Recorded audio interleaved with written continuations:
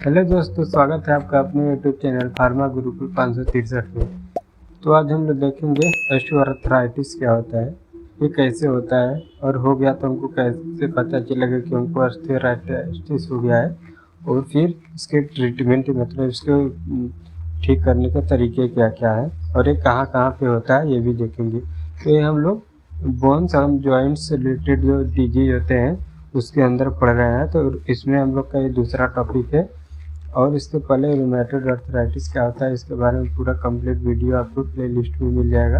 इसका मैंने एक अलग से प्लेलिस्ट बना दिया है जो कि आपको देखने मिल जाएगा प्लेलिस्ट के ऑप्शन में। और उसमें डिजीज एंड उसके ट्रीटमेंट करके एक टॉपिक होगा, उसमें सबको आपको डिजीज के बारे में मिल जाएगा कौन कौन से डिजीज। तो शुरू करते हैं ऑस्टियोआर्थराइटिस, जिसे हिंदी में हम लोग कहते हैं गठिया।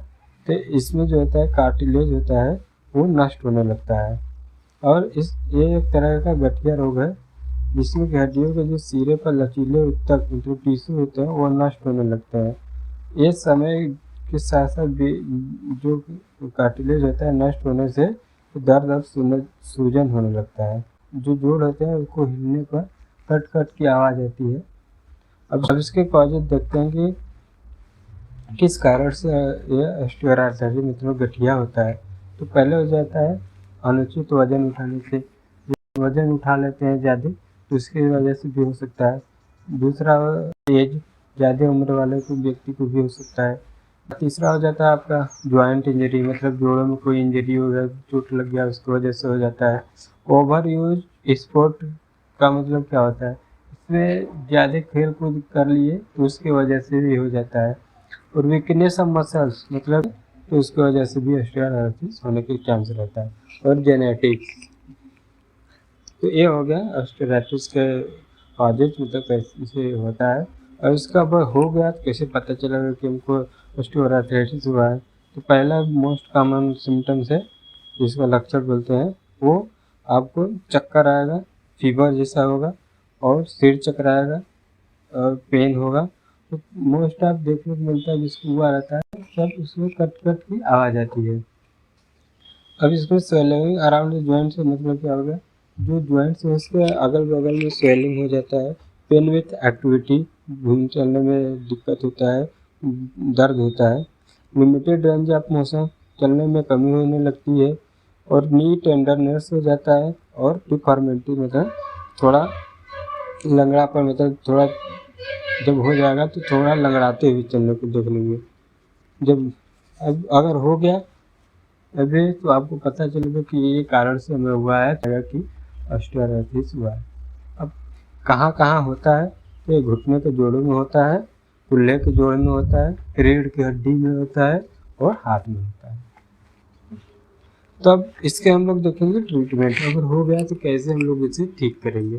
तो बेस्ट है इसका एक्सरसाइज करना चाहिए। एक्सरसाइज कैसे करेंगे, जो भी फिजियोथेरेपिस्ट होते हैं उनसे पूछ लेना चाहिए कौन सा एक्सरसाइज करना होगा, जिस जगह पर आपको गठिया जैसे दर्द का महसूस है उसके लिए करना चाहिए। और इसको खाने पीने पर भी ध्यान देना चाहिए, जैसे कैल्शियम और मिनरल्स जो होते हैं अच्छे से लेना चाहिए। और फिर दौड़ते या जब घूमते हैं तो इसके लिए आता है कि नी कैप, वो लगाने कर घूमना टहलना चाहिए। और मोस्ट ऑफ सोते टाइम जो होता है गर्दन और जो सर होते हैं उसको बढ़िया पोजीशन में रख कर ही सोना चाहिए। तो ये हो गया आपका मतलब घर से कैसे आप ठीक कर सकते हैं अपने से। अब मेडिकेशन मतलब मेडिसिन कौन कौन से इसके लिए आते हैं, ज़्यादा जब बहुत पेन होगा तो उसके लिए मेडिसिन भी जो डॉक्टर के सलाह से ही लेना चाहिए। और ये आपको वीडियो जो बस जानकारी के लिए, अपने से कोई भी दवा ना खाएं।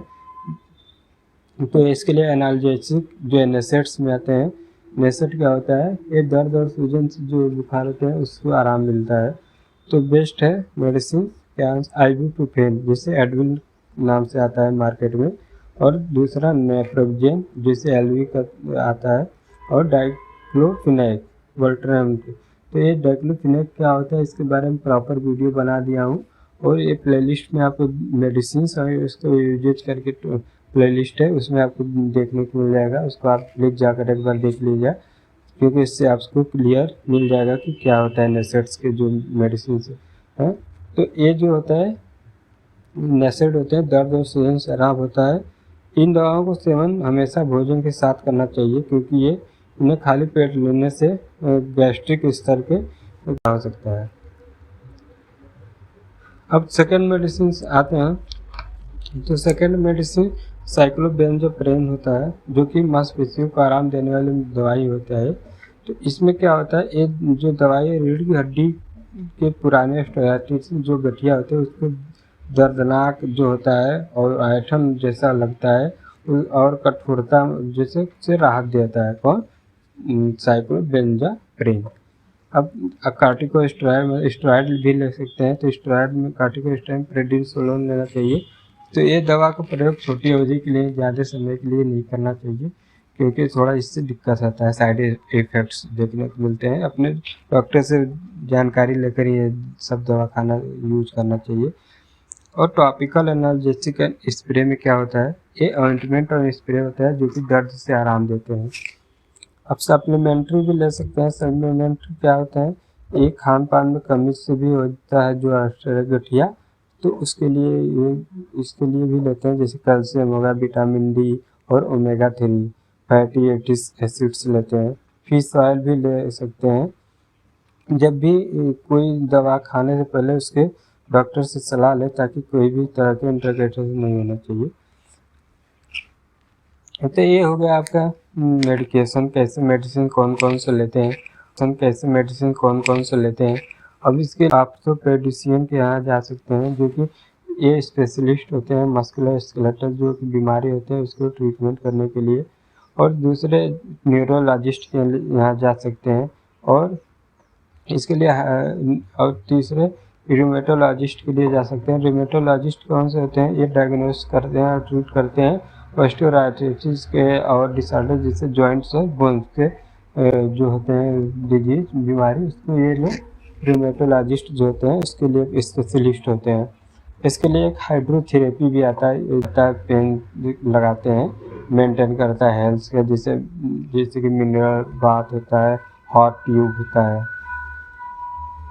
तो दोस्तों जब ये सब हो जाता है तो उसके लिए टेस्ट भी कराना पड़ता है। तो टेस्ट में क्या आता है कि पहले तो एक्सरे कराना चाहिए, जॉइंट्स में हुआ आपको दर्द हो रहा है वहाँ पे कराना चाहिए, जिससे कि इसमें पता चलता है कि कहाँ कहाँ पे डैमेज हुआ है हड्डी। जैसे इसमें अगर घुटने के लिए कराते हैं तो घुटने के लिए एक्सरे करा सकते हैं। घुटने के जोड़ों के आसपास जो आराम टिश्यू होते हैं उसको टेस्ट जो होता है उसको पता करेगा। MRI भी करा सकते हैं, MRI भी ऐसे काम करता है जैसे कुल्ले में की MRI होता है। और एक गर्दन में हड्डी में बदलाव के जो टिश्यू स्टडी करने के लिए MRI होता है। पीठ के जो हड्डी होते हैं उसके लिए भी MRI होता है। और रीढ़ की हड्डी के लिए जो सॉफ्ट टिश्यू है उसको MRI होता है। अब इसके लिए कैल्शियम कमी को जानने के लिए भी कैल्शियम सेरम टेस्ट होता है, सलाह दी जाती है। और विटामिन D25 OH कैल्शियम की कमी की जो जांच करता है उसके लिए।